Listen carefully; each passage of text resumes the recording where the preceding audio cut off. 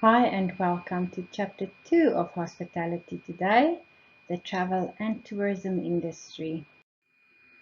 After this chapter is completed, you should be able to understand the world changes that has affected the hospitality industry today, the reasons why people travel, the social impact that the travel and tourism industry have on specific destinations, and why there has to be a interrelationship between the travel and tourism industry and the hospitality industry.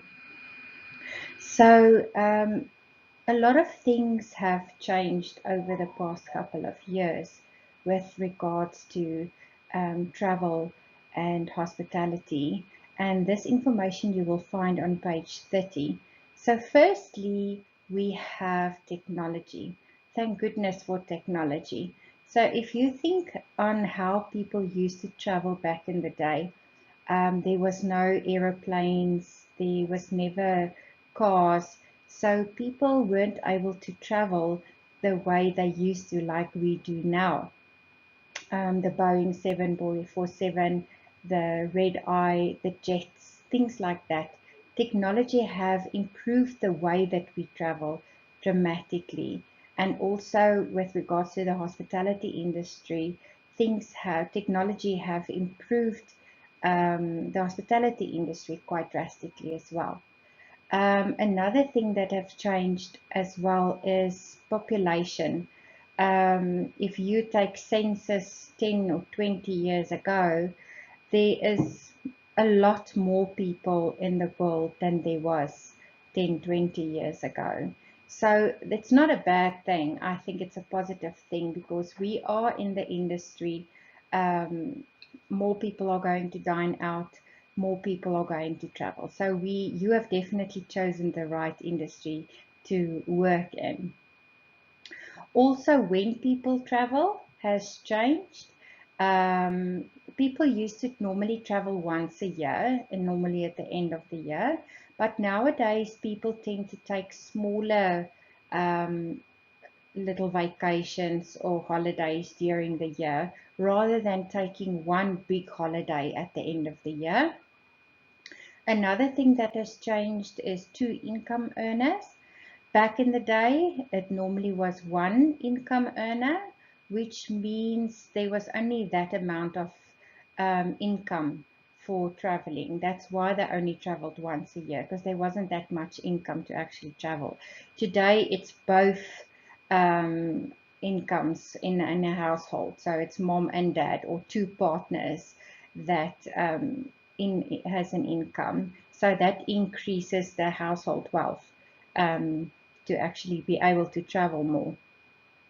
Then other things like world disasters that also affected the travel and tourism industry, like the 9/11 that happened.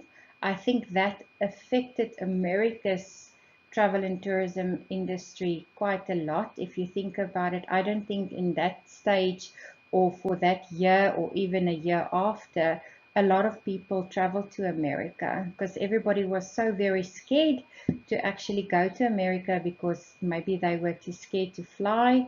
Um, if you think about other things, the tsunamis in China, in Hong Kong, those places, think about what's happening currently in the world, the coronavirus, that is definitely affecting the travel and tourism industry, but also, all businesses, hospitality industry as well. So things definitely are affecting all businesses, but affecting the travel and tourism industry as well. Then with regards to ecotourism, people are trying to save the planet. So using biofuel, other ways to save the planet, other ways to save natural forests and things like that. So that's what we refer to ecotourism, but I'll get into that a little bit later. And then it also mentions that older people are traveling more. The reason for that is because they've accumulated more money. I would assume that it's because they are reaching retirement age. and that you are able to actually travel more. If you think about all the Contiki tour buses, and if you go to all the lodges, you see a bus stop, you see all of these older people getting off the buses, and foreigners. It's because it's the older people and they've accumulated more money. So you've definitely chosen the right career and the right industry to work in. They say that more people will travel and dine out in the future. This is definitely an industry that will never ever die out. So yeah, you've definitely chosen the right career. This is just a picture, very, very sad. The 9/11 of the Twin Towers. If you remember, I don't know if you were born at that stage, when the planes hit. It was a very tragic moment in America, and it's still talked about today. So, the nature of the travel and tourism industry, it is a hand-in-hand thing. We call it an interrelated amalgamation. Amalgamation means it is together. Okay, they rely on one another. So, how do we work out the size of the travel and tourism industry? Now, how big is it? Basically, what you do is adding up all the amount of money that is spent on the food and services spent by travelers. Also, by adding up together all the receipts of the businesses that composes it. And basically, you call this the multiplier effect. Now, you'll see this on page 33. Now, how they do this is by measuring up or by adding all the expenditures of the travelers in a specific given geographical area and multiplying that by a factor. Now, that factor is normally 1.6, and this factor is known as the multiplier. They take that factor and they multiply it by all of that expenditures to arrive at the amount of the additional income that is generated by these expenditures. And then they arrive at the size of that geographical area. So, who relies on who? Both rely on each other. If you think about a guest planning for a holiday, let's say they go to Thompson Travels or some travel agency, and they ask the travel agent to book a holiday for them. The travel agent book an aeroplane flight for them to go to a specific destination. The agent books the flight. They book a car rental service for them when they get to their destination, as well as a hotel to stay at. While they are going to stay at that hotel, they organize meals for the guests to have at that hotel, maybe breakfast, lunch, or dinner, whatever. And during that stay, they actually have a few gifts that they are going to buy for all their loved ones back at home. Now, during these couple of aspects, have a look at which industries are involved. We have the travel industry involved with the aeroplane flights and the car rentals. And then we have the hospitality industry involved with the hotels and the restaurant meals. Now you have to understand all of these elements, the travel industry as well as the hospitality industry, must work well together for the traveler to experience or have a total pleasant experience. If any one of these elements fail, the guest is going to have a total miserable experience. So that's why we say that these two industries are interrelated with one another. They rely on one another. Believe it or not, there is still people that do not want to travel and they would much rather stay at home. The biggest reason for that is fear. Fear for anything. Fear to leave the house because they're scared they might get robbed or they're scared they might die. There's any reason for that. So that's the biggest reason why people don't want to travel. Okay, so very, very important for you guys to know, and this is a very popular longer question, 10 mark, even 10, 20 marks, so you have to explain. This can also be a section B question for a 5-mark question on page 36. Why do people travel? So the first reason is for recreational purpose. Now, when I say recreation, it's got to do with activity. So think about traveling to the Olympics or to watch some form of athletics or something like that. So recreation, and then culture, to gather information, to learn about another culture, to experience another culture. Thirdly, for business reasons, think about a business traveler having to attend a meeting or a conference in another country. They have to travel to another country to attend a meeting. And then fourthly, to visit friends and family or friends and relatives that have immigrated or that has moved to another country and you would like to spend time with them. And then lastly, for health reasons. Maybe you can't get the medical treatment or advice, good enough medical treatment in your current country, and better treatment is available in another country. For example, somebody you know have a brain tumor, and the specialist or somebody is available in America, for instance, and you travel for health reasons because that specialist is only available there to remove that tumor. So you would then travel for health reasons. Okay, then with regards to psychographic research, psychographic research, if you think about psych has to do with people's behavior. So psychographic research classifies people's behavior, not in terms of their age, education, or gender, but rather with regards to their lifestyle and their values. So when we ask this question, be very careful when you answer. The question will clearly state what kind of travelers emerges after a psychographic research has been done. So don't mention business traveler or those kind of things. It has to do with their lifestyle and their values. So please remember that when you get that question. So there's 3 groups of travelers that have emerged. So you need to know their characteristics. This first kind of traveler, after psychographic research has been done, is the price and sights group. Now this type of traveler is somebody that wants to experience the most kind of things for the least amount of money.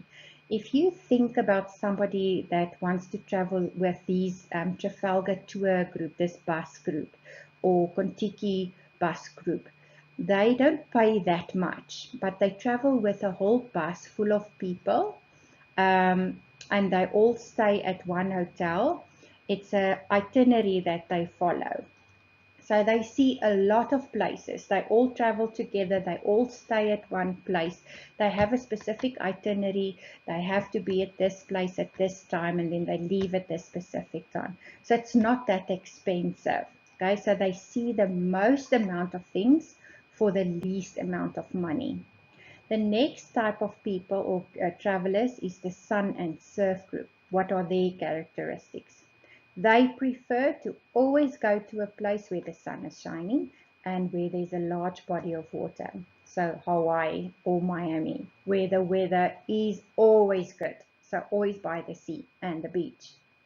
The next one is the quality group. They spend money. They feel they have worked very, very hard, and they spend everything. They dine at the most expensive restaurants, they stay at the most expensive hotels. They feel they deserve it, so they spend a lot of money. So with regards to demographic information, this means they need to sell the kind of amenities that is particular to that destination. If we take the Kruger National Park, for instance, if you go to a curio shop, what kind of amenities do they sell there? Can you buy seashells and bottles of sand and things like that there? No. You buy things like the Big Five and all kinds of things related to all the animals and things like that. So that means demographic information. You need to decide what kind of amenities to offer in a resort or a particular destination, or to advertise in that particular destination.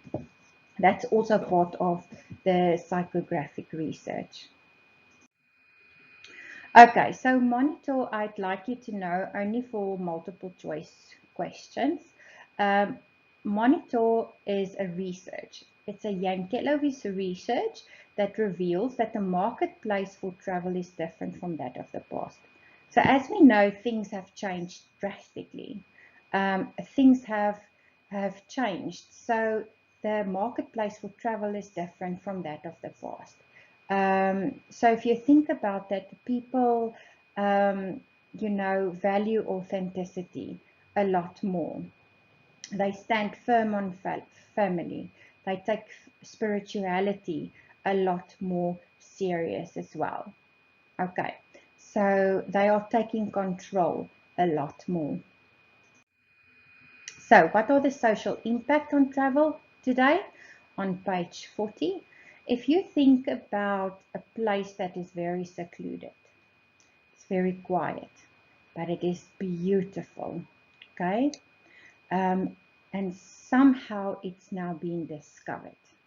There was local people and they enjoyed it a lot. And then somebody discovered this place and they told other people about it, and more people came to this destination. So more and more travelers came to this destination.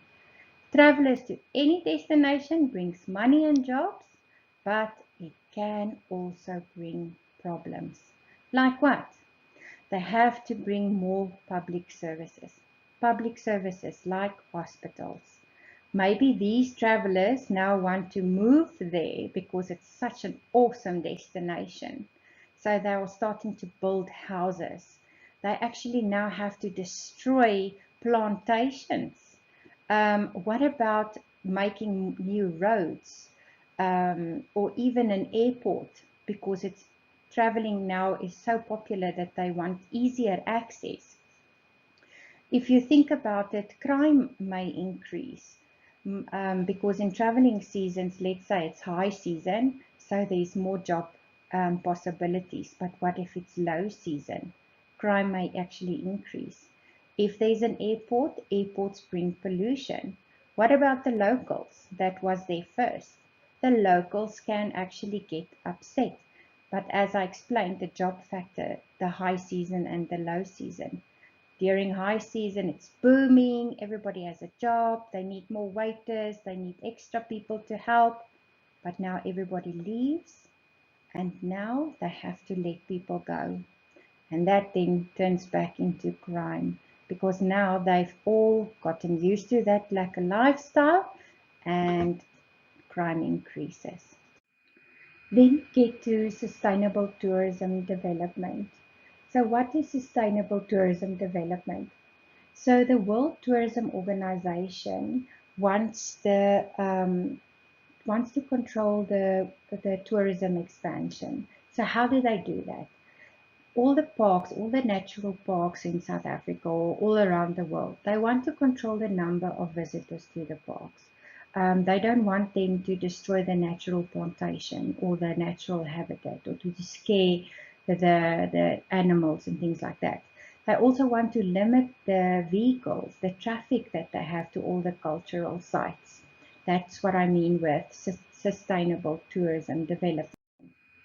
Then with regards to ecotourism, this basically means that's a responsible travel to natural areas that conserves the environment and improves the well-being of local people. They don't want to disrupt the local people that where guests actually visit to the different areas all across the world. Then, when you want to plan for any attraction or a new tourism development, there is a specific planning sequence that you have to follow. Okay, and because it is a sequence, it has to follow in that specific um, order. So the first thing that you have to do is to define the scope of the project. Now, the scope obviously talks about um, the big picture, the overall plan. So, who is going to develop it? How long is it going to take? Who is it for? All of those kind of things. Then the second thing is to analyze the market. Who is your target market? How are you going to attract them? What product are you going to provide? Thirdly is to create a master plan. The master plan obviously involves everything, the finances, the budget, the timeline, all of those kind of things. And then fourthly, determine who is going to develop it. Is it going to be a private development, or is it going to be like a governmental development? And establish a timetable. What is the timeline of this development? Is it going to be within a year, within 2 years, or is it going to be built within a certain time limit?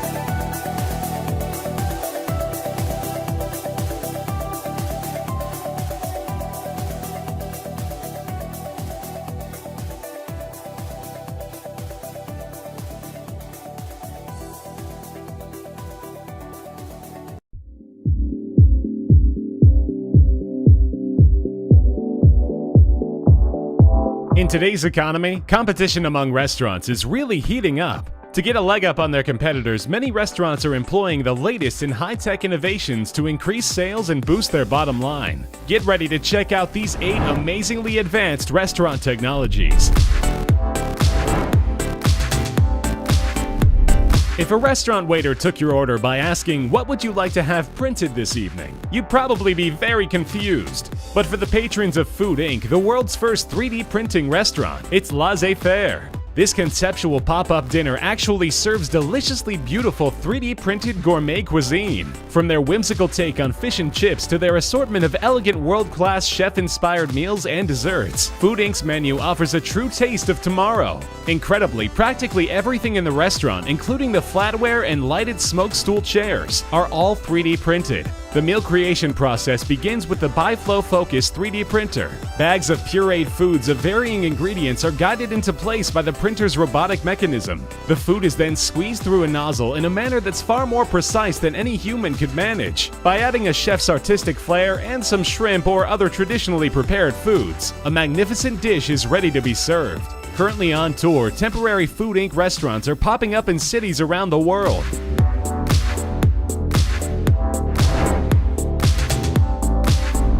Unless you found it too large, too small, or unclean, you probably haven't thought of a restaurant table as much more than a place to put your food and elbows. Thanks to China's UC Nanotechnologies and Ukraine's Kodiosoft, that could soon change with the introduction of interactive touch tables. Currently being tested in select restaurants, these tables of tomorrow incorporate high-resolution animated displays and advanced touchscreens to create a futuristic dining experience. Able to browse the restaurant's entire menu or featured specials, patrons can use the touch tables to order in comfort and privacy.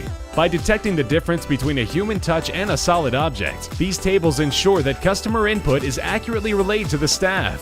While waiting for their cuisine, parents and restless children can play interactive games, catch up on the news, create artwork, or send messages between tables. The tables feature shatterproof, waterproof, heat-resistant screens. While these smart tables can't bring out your food, some will let you pay with a credit card or smart device. Let's just hope they don't start asking for tips.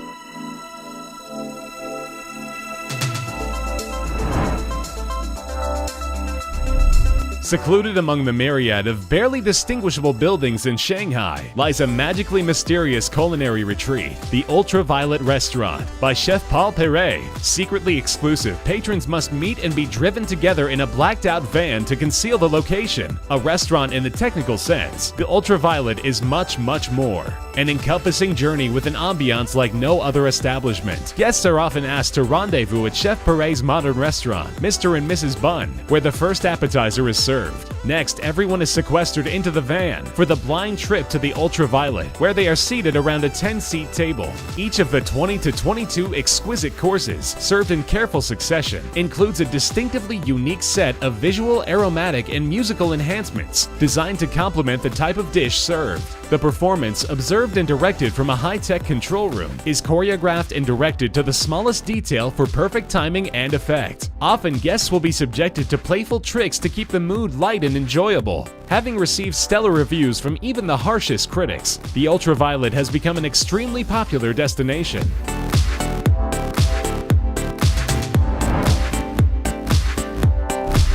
With drone technology from Infinium Robotics, restaurants are finding a new, innovative way to wow their customers. These incredible drones are able to successfully navigate a restaurant's airspace both outside and inside, ferrying trays of food to waiting customers. Able to avoid obstacles, people, and each other, the propellers are still covered to prevent a stray hand or finger from coming into contact. Fully autonomous, the drones can easily be programmed to ferry food or beverages from the bar or kitchen area to specified locations for pickup or delivery by the waitstaff. Waiters can also receive the drones right out of the air in plain customer view, or the drones can fly the food right to the table. In non-autonomous mode, the drones can also be piloted by a staff member for individual customer entertainment. Japanese restaurant chain Yo Sushi is also testing these drones to fly orders to waiting diners. As a means of addressing staffing issues while giving customers a bit of added entertainment, use of restaurant drones could soon become commonplace.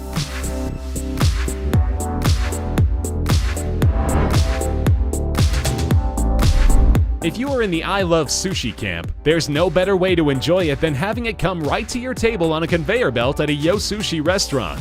Founded in 1997 by entrepreneur Simon Woodruff, the people at Yo Sushi know how to present this special delicacy. Instead of having customers make their sushi choices from lifeless menus, this Japanese restaurant specializes in delivering sushi to customers using the Japanese-style Kaiten conveyor belt method. Comfortably seated at their tables, diners can choose from an endless stream of transparent topped bowls or plates, containing a plethora of artistically designed sushi creations. The bowls are generally differentiated by color or design, which is done to assign pricing. Perfect for working people on the go, these conveyor belts help customers quickly choose a meal, consume it, and get back to business. For restaurateurs, the system keeps labor and food costs low and customer counts high. Loved by patrons and management alike, Japanese restaurants like Yo Sushi will probably be using this convenient method for a long time to come.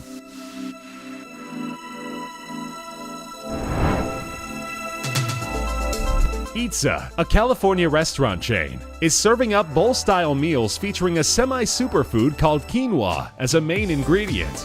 This pseudo-cereal contains far more essential amino acids than most of the grains we use today. But it isn't just their health-centric meals that generates all the buzz. Itza has people talking because their stores have no workers or employees, at least not that you can see. Inside an Itza restaurant are tablet computers that customers use to place their orders. Opposite the tablets are rows of what Itza calls cubbies that dispense your order. When your order is ready, you're notified by a display telling you which cubby has your food. All you have to do is collect it and enjoy. But how does it get there? Are robots back there preparing your food, or are there actual humans behind those cubbies? Since Itza has great food that's also good for you, we're not going to worry about that.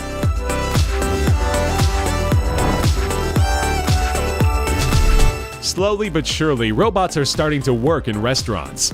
As reported by New China TV, 2 robotic chefs are actually making ramen in a Japanese restaurant. Another set of helpful hands, the Moli Robotic Kitchen, is able to cook an entire meal from memory. Once an advanced system records the movements of a human cook while making a meal, the Moli can perfectly duplicate the entire process. Expectations are that a Moli-type system could soon be making its debut at a restaurant near you.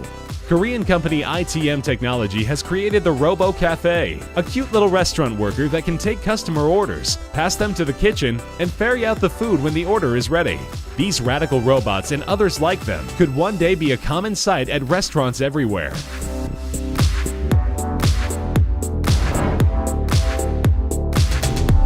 Roller coasters are awesome, but they're not for everyone. If you can't ride without the danger of losing your dinner, now you can do something your stomach will thank you for at a roller coaster restaurant.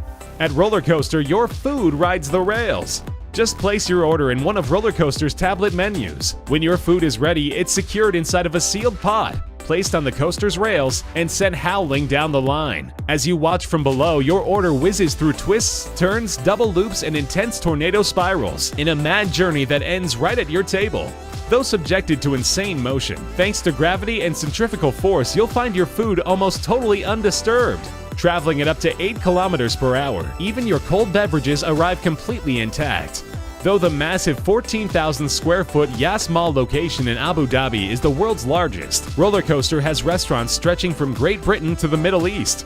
Next time the kids crave a roller coaster, skip the park and head to a roller coaster restaurant. We hope you've enjoyed checking out these advancements in restaurant technology. Which ones do you think will actually catch on? Let us know in the comment section below. As always, remember to subscribe if you are still yet to, and thanks for watching.